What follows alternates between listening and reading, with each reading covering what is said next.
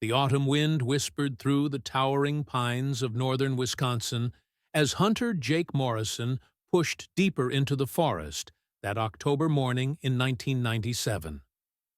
18 years had passed since anyone had thought to search these woods. 18 years since the questions began. But on this crisp morning, as Jake's boots crunched through the carpet of fallen leaves, he had no idea he was about to uncover something that would reopen one of the most puzzling disappearances in Wisconsin's history. What Jake discovered beneath that old oak tree, partially buried, weathered by nearly 2 decades of harsh winters, would finally provide answers to a mystery that had haunted an entire community.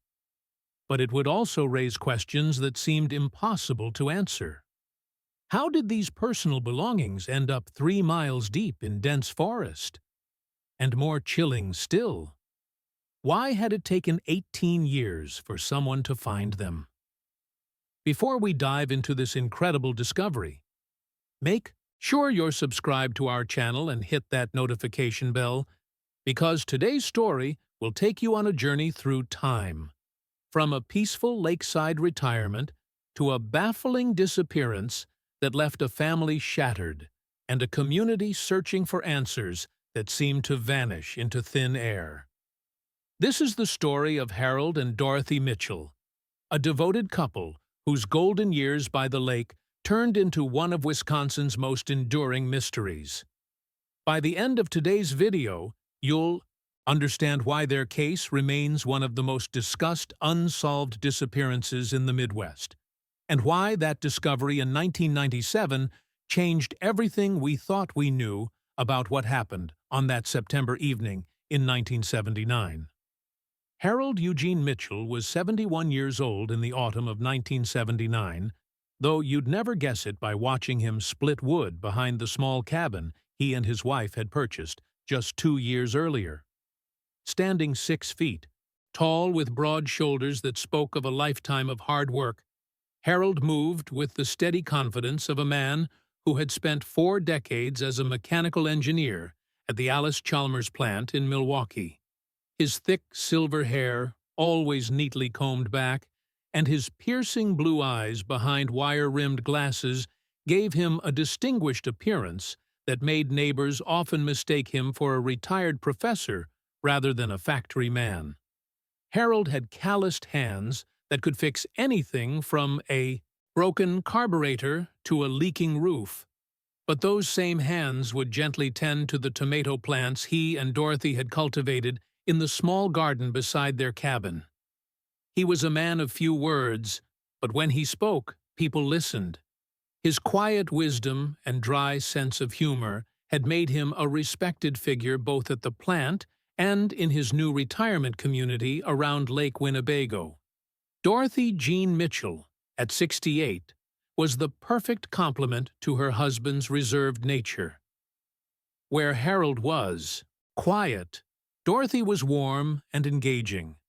Standing 5'4" with silver-gray hair that she kept in a neat permanent wave, Dorothy had the kind of smile that could light up a room and the energy of someone 20 years younger.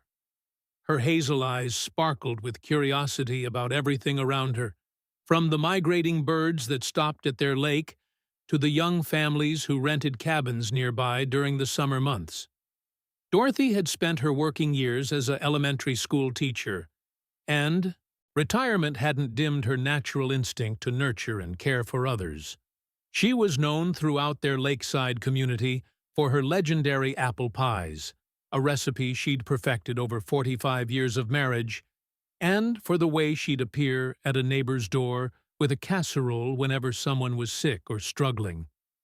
The Mitchells had met in 1934 at a church dance in Milwaukee, when Harold was 26 and Dorothy was 23.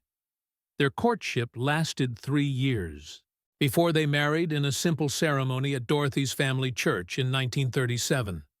Together, they had raised 3 children: Robert, now 41, and working as an accountant in Madison; Susan, 38, and teaching school in Minneapolis; and their youngest, David, 35, and following in his father's footsteps as an engineer in Chicago. By 1979, the Mitchells were the proud grandparents of 7 grandchildren, ranging in age from 6 to 16. Dorothy kept a photo album filled with school pictures, Christmas mornings, and summer visits to the lake. She would show these pictures to anyone who would look, beaming with pride as she described each child's personality, accomplishments, and dreams. The cabin at Lake Winnebago represented the fulfillment of a dream the couple had shared for decades. Throughout Harold's working years, they had talked about finding a peaceful place by the water where they could spend their golden years. When Harold retired in 1977, they had spent months driving through Wisconsin, Minnesota, and northern Michigan, looking for the perfect spot. They found it on a rainy Tuesday in March 1977. A modest 2-bedroom cabin with knotty pine walls, a stone fireplace, and windows that looked out over the pristine waters of Lake Winnebago. The cabin sat on 2 acres of wooded property, providing privacy while still being close enough to town for convenience. Harold loved the Ibida fishing, while Dorothy was enchanted by the wildlife and the changing seasons reflected in the lake's surface. Their daily routine at the lake had developed into a comfortable rhythm. Harold would rise at 5:30 a.m., a habit from 40 years of factory work, and put coffee on before Dorothy woke at 6 o'clock. After breakfast, Harold would check his fishing equipment or work on small maintenance projects around the cabin, while Dorothy tended to her flower gardens or worked on the quilts she'd taken up as a retirement hobby. Tuesday mornings meant a trip into town for groceries and mail. Dorothy would make a list the night before, written in her careful schoolteacher's handwriting, while Harold would check the weather forecast and plan their route. They drove a 1976 Ford LTD, Harold's pride and joy, a deep blue sedan that he kept immaculately clean and perfectly maintained. Evenings were spent reading by the fireplace or sitting on their small dock, watching the sunset paint the lake in shades of gold and crimson. Dorothy would often bring her knitting while Harold cleaned the fish he'd caught that day. Neighbors remember seeing them walking hand in hand along the shoreline paths, Harold pointing out different species of birds, while Dorothy collected interesting rocks and pressed flowers for her nature journal. What made Harold and Dorothy Mitchell special wasn't just their obvious devotion to each other after 42 years of marriage. It was the way they embraced life with curiosity and kindness, even in their 70s. They were the couple who remembered everyone's names, who asked about your grandchildren, who showed up at community gatherings with genuine interest in getting to know their neighbors. In September 1979, they seemed to have found the peaceful retirement they had always dreamed of. They had their health, their comfortable routine, and plans for the future that included visits from their children and grandchildren throughout the upcoming holidays. None of their neighbors, family members, or friends could have imagined that within days, Harold and Dorothy Mitchell would vanish without a trace, leaving behind only questions that would haunt everyone who knew them for decades to come. Saturday, September 15th, 1979, dawned cold and gray over Lake Winnebago. The first frost of the season had kissed the ground during the night, leaving a delicate crystalline coating on the Mitchell's tomato plants and transforming their small garden into a shimmering testament to autumn's arrival. The temperature hovered at 38 degrees at sunrise, and a thick blanket of clouds promised that the day would remain chilly and overcast. Harold Mitchell rose at his usual 5:30 a.m., his internal clock as reliable as the sunrise itself. Neighbors later recalled seeing the warm glow of light from the kitchen window as he started their morning coffee, the same routine he'd followed every day since retiring to the lake. By 6 o'clock a.m., Dorothy had joined him at their small pine table, both dressed warmly in sweaters against the morning chill. Margaret Sullivan, whose cabin sat 200 yards down the shoreline, remembered seeing Dorothy in her garden around 8:30 a.m., wearing her favorite burgundy cardigan and a wool scarf as she covered her more delicate plants against the unexpected cold snap. Dorothy had waved cheerfully and called out, "First frost came early this year," words that would haunt Margaret for years to come, as they were among the last anyone would hear Dorothy Mitchell speak. The Mitchells followed their typical Saturday routine with clockwork precision. Harold spent the morning hours organizing his tackle box and checking the small aluminum boat he kept tied to their private dock. Dorothy worked inside, cleaning the cabin and preparing her grocery list for their weekly trip to Brennan's Market in town. Their neighbor, Tom Bradley, who lived across the narrow inlet, saw Harold around 11 o'clock a.m. testing the outboard motor on his boat, a ritual he performed every weekend, ensuring everything was in perfect working order. At approximately 1:15 p.m., the Mitchells' distinctive deep blue Ford LTD pulled out of their gravel driveway. Several neighbors noticed the car's departure, not because it was unusual. The couple made their weekly grocery run every Saturday afternoon, but because Harold was driving, more slowly than normal, perhaps being extra cautious on roads that might have been slick from the overnight frost. The drive to Brennan's Market typically took 25 minutes from their lakeside cabin. Store owner Bill Brennan remembered the couple's arrival clearly because Dorothy had commented on how cold it had turned overnight. They arrived at 2:10 p.m., just as they had every Saturday for the past 2 years. Harold wore his navy blue winter jacket and his favorite plaid cap, while Dorothy had bundled up in her burgundy cardigan, a cream-colored wool coat, and the small gold cross necklace she never removed. Their shopping trip followed its usual pattern. Dorothy pushed the cart while Harold walked beside her, occasionally suggesting additions to their purchases. Store clerk Linda Morrison recalled that Dorothy had been particularly chatty that afternoon, mentioning that their son David was planning to visit with his family the following weekend, and she wanted to stock up on ingredients for her famous apple pie. The couple's final purchases told the story of a normal Saturday afternoon: ground beef for Sunday's dinner, fresh bread, milk, eggs, a bag of apples for baking, coffee, and Harold's preferred pipe tobacco. Dorothy had also picked up a small bouquet of fall mums, yellow and bronze chrysanthemums that she planned to place in the vase on their kitchen table. Bill Brennan processed their payment at 2:47 p.m., a detail that would later prove crucial to investigators trying to establish a timeline. Harold paid with cash, as was his habit, counting out the exact amount while Dorothy organized their purchases in paper bags.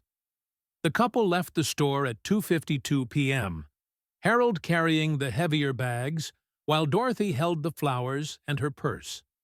Multiple witnesses saw the blue Ford LTD heading back toward the lake on County Road 47 at approximately 3:15 p.m. The car was traveling at Harold's characteristically careful pace, and both occupants appeared to be engaged in conversation. This would be the last confirmed sighting of Harold and Dorothy Mitchell alive. What happened during the 20-minute drive from Brennan's Market to their cabin remains one of the most puzzling aspects of their disappearance. The route was straightforward, following well-maintained roads that Harold had traveled hundreds of times. There were no reports of accidents, no evidence of mechanical problems, and no indication that the couple had deviated from their normal route home. The first sign that something was wrong came at 8 o'clock p.m., when Tom Bradley noticed that the Mitchells' cabin was completely dark except for a faint glow from the kitchen window. This struck him as unusual because Harold and Dorothy typically spent their Saturday evenings reading in the living room, and the warm light from their table lamps was a familiar sight across the water.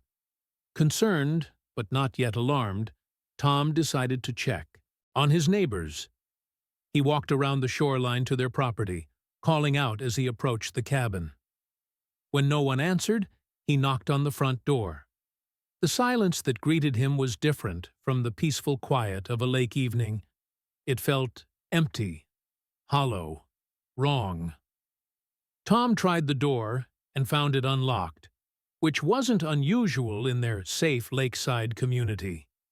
Inside, he discovered a scene that would be seared into his memory forever. The kitchen light was on, illuminating grocery, bags still sitting on the counter, their contents partially unpacked. A carton of milk sat at room temperature, while the bag of apples remained untouched. Dorothy's chrysanthemums lay beside their paper wrapping, never having made it to the vase.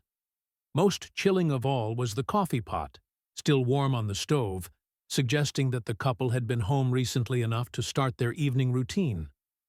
Harold's jacket hung on its usual hook by the door, and Dorothy's purse sat on the kitchen counter, her keys still inside along with $37 in cash and her driver's license. Tom called out through the cabin, his voice echoing in the unnatural quiet. The living room looked exactly as it should. Harold's reading glasses folded neatly on the side table next to his chair, Dorothy's knitting basket beside the sofa. Yesterday's newspaper still open to the crossword puzzle they had been working on together. But Harold and Dorothy Mitchell were nowhere to be found. The blue Ford LTD sat in their driveway, its engine cold, keys missing. There were no signs of struggle, no indication of forced entry, no evidence of any kind of disturbance. It was as if the couple had simply stepped out of their normal Saturday evening and vanished into the approaching darkness of that cold September night. Tom Bradley's hands shook as he dialed the sheriff's department from the Mitchell's kitchen phone at 8:23 p.m. His voice was tight with worry as he explained to the dispatcher that his neighbors appeared to be missing, their groceries still unpacked, their cabin empty but showing every sign of recent occupation. Within 30 minutes, Deputy Sheriff Robert Chen arrived at the scene, his patrol car's headlights cutting through the darkness that had settled over Lake Winnebago. Chen, a 15-year veteran of the sheriff's department, had handled missing person cases before. But something about the scene at the Mitchell cabin immediately set his instincts on edge. The deputy methodically examined every room of the small cabin, documenting the strange normalcy of the scene. In the bedroom, the bed was neatly made with Dorothy's favorite quilt, and Harold's work clothes were laid out for Sunday morning. The bathroom showed signs of recent use, 2 toothbrushes damp from the evening routine, Harold's shaving cream still open beside the sink. By 9:45 p.m., Sheriff William Garrett had arrived with 2 additional deputies and a crime scene photographer.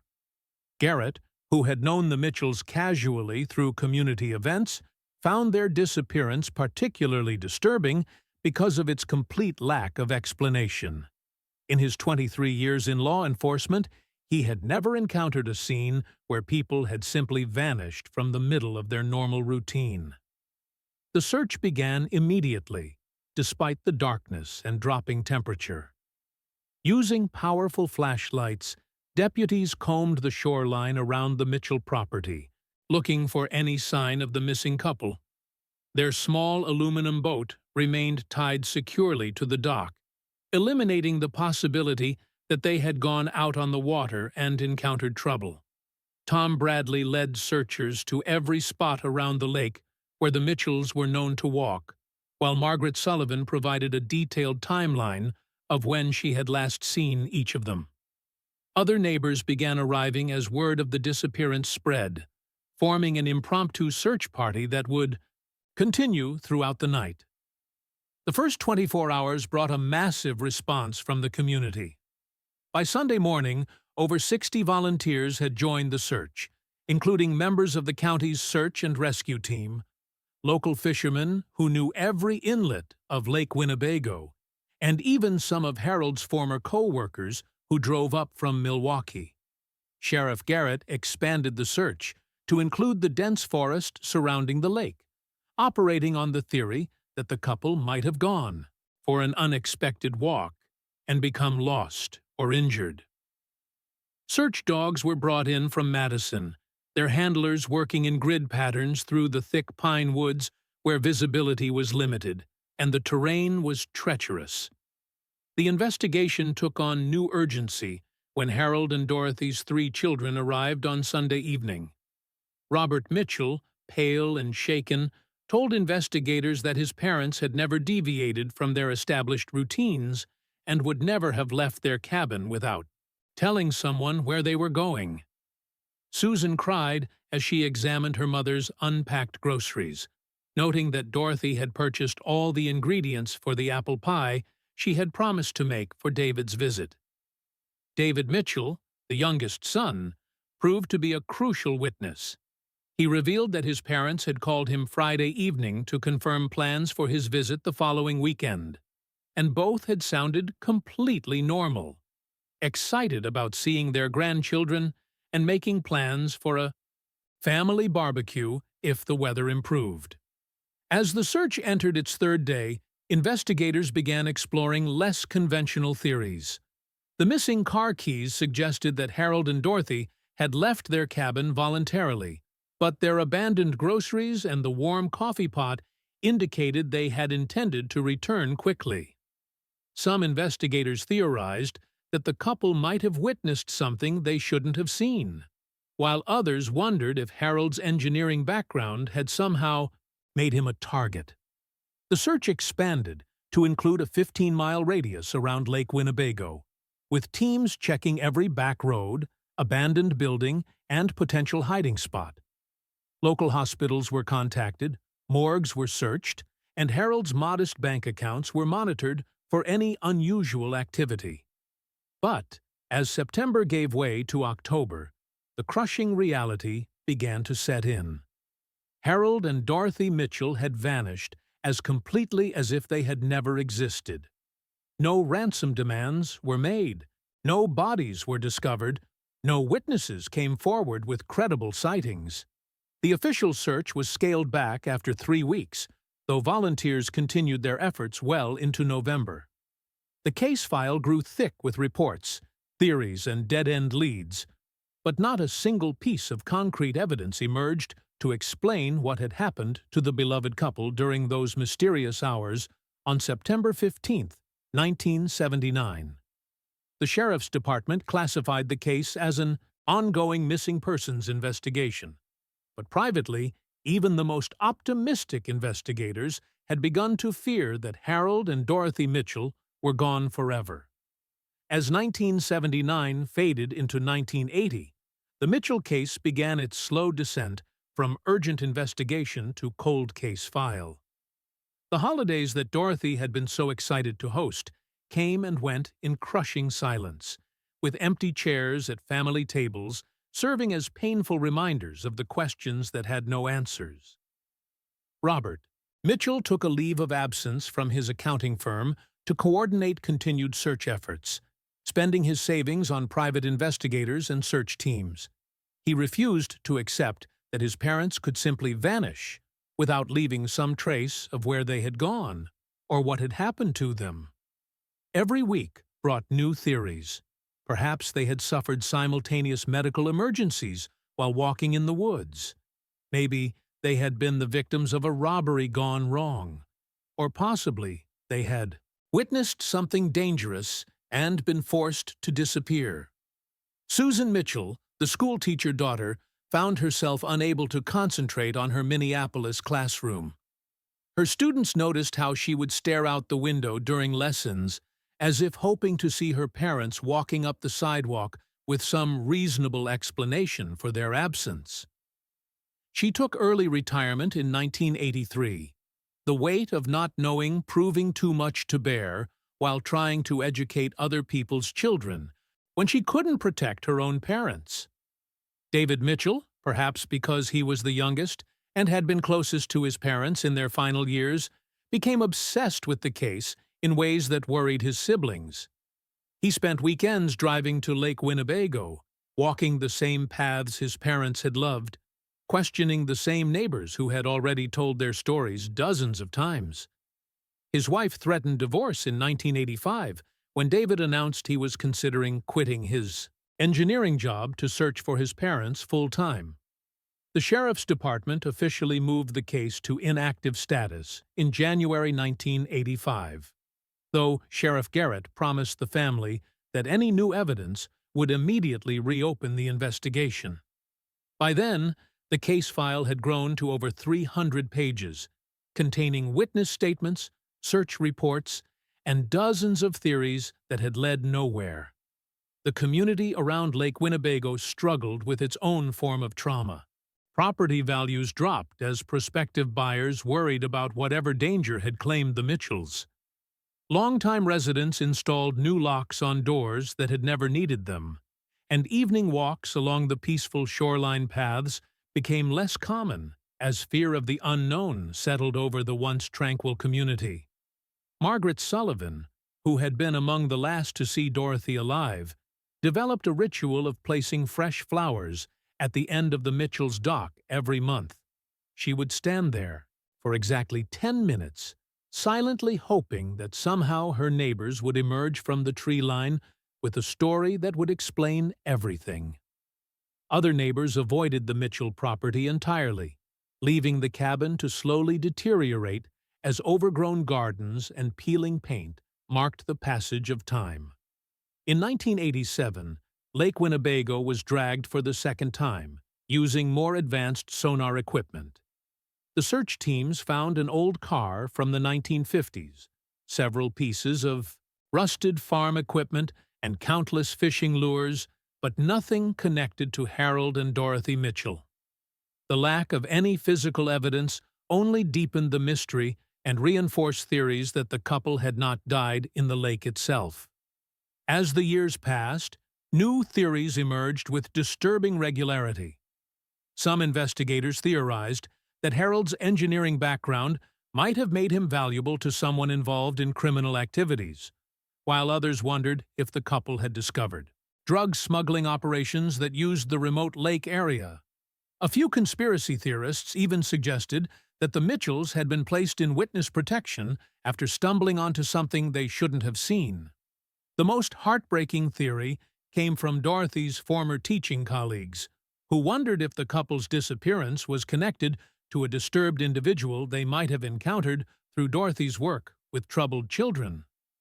This theory gained traction in 1991, when a former student of Dorothy's was arrested for stalking behavior, but investigation revealed he had been in California during September 1979. By the mid-1990s, the Mitchell case had become part of local folklore around Lake Winnebago. New residents heard the story from neighbors, and the empty cabin became a landmark that people would point out to visitors with a mixture of sadness and fascination. Some claimed to see lights in the windows on cold Septembers nights, though these reports were generally dismissed as imagination or wishful thinking. The Mitchell children, now middle-aged themselves, had settled into a heartbreaking routine of not knowing. Robert had eventually returned to his accounting practice, but never fully recovered his focus or ambition. Susan remarried in 1990, but told her new husband that part of her would always be waiting for a phone call that would bring news about her parents. David managed to save his marriage, but his wife later said that he would wake up some nights calling out his mother's name. In 1994, exactly 15 years after the disappearance, the family held what they called a memorial service for questions without answers. It wasn't a funeral. They refused to give up hope, but rather a gathering to acknowledge their loss and remember Harold and Dorothy as they had lived rather than as they had vanished. The service was held at the Lake Winnebago Community Center, and nearly 200 people attended. Former neighbors, Harold's old co-workers, Dorothy's teaching colleagues, and dozens of community members who had participated in the original search came to pay their respects to a couple who had simply walked out of their normal Saturday routine and into one of Wisconsin's most enduring mysteries. October 12, 1997, dawned crisp and clear over the forests surrounding Lake Winnebago. Jake Morrison, a 34-year-old electrician from Oshkosh, had been looking forward to this hunting trip for months. Armed with his father's old Winchester rifle and wearing camouflage gear that had seen better days, Jake planned to spend the weekend in pursuit of the white-tailed deer that were abundant in the dense pine woods north of the lake. Jake had hunted these forests since he was a teenager, but on this particular morning, he decided to explore a section of woods he had never thoroughly investigated. The area was roughly 3 miles northeast of the lake shore, accessible only by an overgrown logging road that hadn't been maintained in decades. The terrain was challenging, steep hills covered with thick underbrush and fallen logs that made walking treacherous. At approximately 10:30 a.m., Jake was following what appeared to be an old deer trail when something caught his eye beneath a massive oak tree that had probably been growing when Harold and Dorothy Mitchell were children.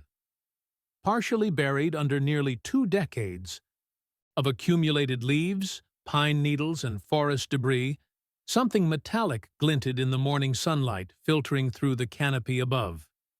Jake's first instinct was to ignore whatever it was. Hunters often found old beer cans, pieces of farming equipment, or other debris that people had dumped in remote areas over the years.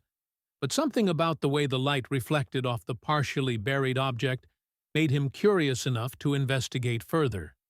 Using a stick to brush away layers of decomposed leaves, Jake uncovered what appeared to be a man's pocket watch, a heavy, old-fashioned timepiece with a gold-colored chain still attached.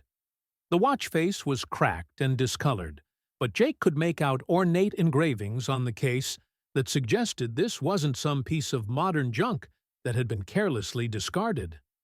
As Jake continued clearing away debris from around the watch, his heart began beating faster. Less than 2 feet away, he discovered a pair of women's eyeglasses, the frames bent and one lens missing, but clearly having been expensive when new. The style looked distinctly old-fashioned, with small oval lenses and delicate wire frames that spoke of an earlier era. But it was what Jake found next that made his blood run cold. Scattered within a 10-foot radius of the watch and glasses, he discovered additional personal items that painted a disturbing picture. A woman's small silver compact, tarnished black but still identifiable. A man's leather wallet, empty but with the outline of cards and money still visible, and most chillingly, a small gold cross on a delicate chain, partially buried under the roots of a smaller tree. Jake Morrison had lived in the Lake Winnebago area his entire life. He had heard the stories about the Mitchell couple who had disappeared in 1979, vanishing without a trace from their lakeside cabin.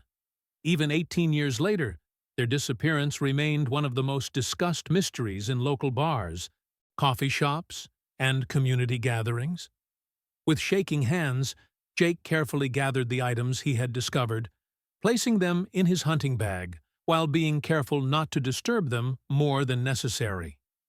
He marked the location using bright orange flagging tape he carried for marking deer trails, then made his way back to his truck as quickly as the rough terrain would allow. The drive to the sheriff's department took 25 minutes, but Jake later said it felt like hours. His mind raced, with questions that seemed to have no logical answers. How had these personal belongings ended up so deep in the forest, miles from where the Mitchells had disappeared? Why had no one found them during the extensive searches conducted in 1979 and the years that followed? Sheriff Patricia Williams, who had taken over the department in 1995, initially approached Jake's discovery with the skepticism that comes with years of following false leads and hoax reports. But when she examined the items Jake had brought in, her expression grew serious. The style and condition of the objects, combined with their location and the circumstances of their discovery, suggested that Jake Morrison had indeed found evidence connected to the Mitchell disappearance. Within hours, a team of investigators and forensic specialists had returned to the forest site, with Jake Morrison serving as their guide. What they discovered during the next 3 days of intensive searching would provide the first concrete evidence in the Mitchell case since that September evening in 1979, when Harold and Dorothy had simply vanished. The forensic analysis of the pocket watch revealed engraving on the back, "To Harold, 40 years of service. Alice Chalmers, 1977. The prescription information inside the eyeglass frames matched Dorothy Mitchell's records from her optometrist in Milwaukee. The gold cross bore the same hallmark as jewelry Dorothy had, inherited from her mother, jewelry that her children confirmed she never removed. But, perhaps most significantly, additional items continued to emerge from the forest floor as investigators expanded their search. They found remnants of clothing, fragments that appeared to be from Harold's favorite plaid cap, and pieces of what might have been Dorothy's burgundy cardigan, the same cardigan Margaret Sullivan remembered her wearing on that final morning in the garden.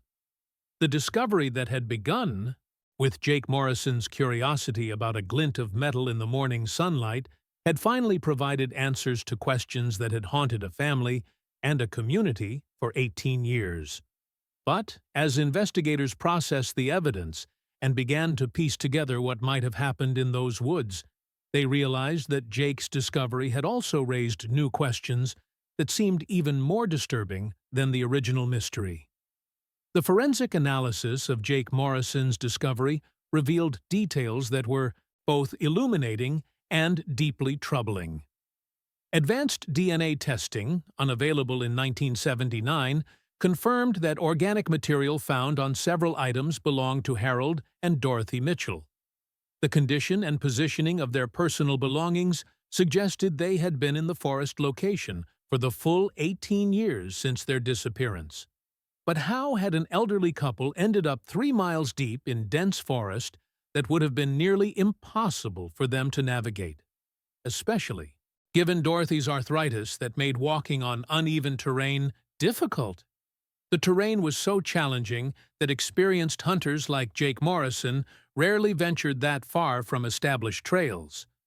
The most plausible theory that emerged from the 1997 investigation painted a heartbreaking picture.